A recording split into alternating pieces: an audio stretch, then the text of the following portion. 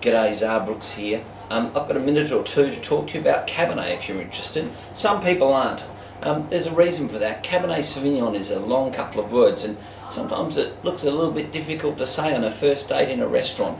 Also, Cabernet has this reputation for being old and fussy, and that's quite true because it's probably the wine that your parents or their parents thought was the king of grapes, the ant's pants, the top of the tree when you were growing up.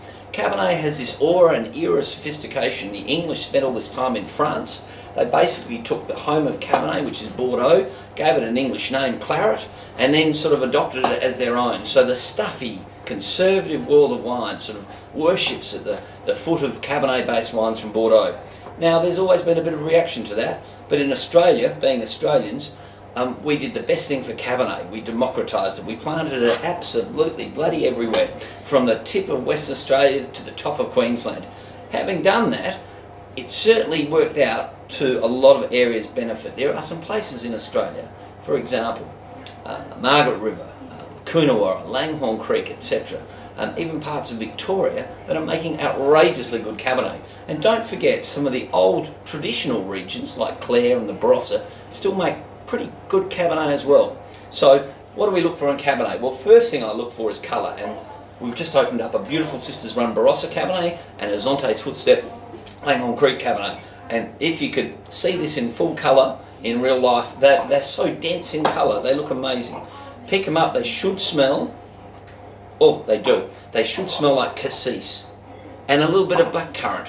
There's a sort of a high tone set of fruits on the nose of Cabernet that really make it enticing. The other thing that Cabernet can do is also soak up a little bit of good French and sometimes American oak, and that oak gives the wine an extra hit on the nose, an extra lift, a smokiness, a sort of a sophisticated cigar box cedar sort of smell, and it's quite good at fancy pants dinner parties. Let's taste it first.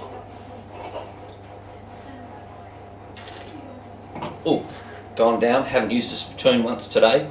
There's a lot of structure to Cabernet.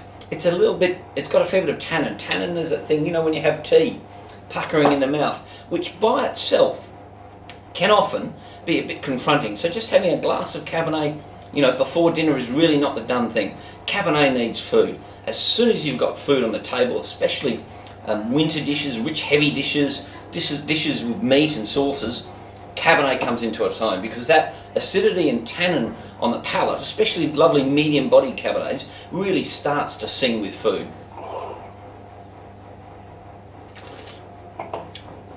And it just goes on and on and on. Excellent Cabernet, good with food. I would say any rich, varied wine diet should include one bottle of Cabernet a week. Cheers.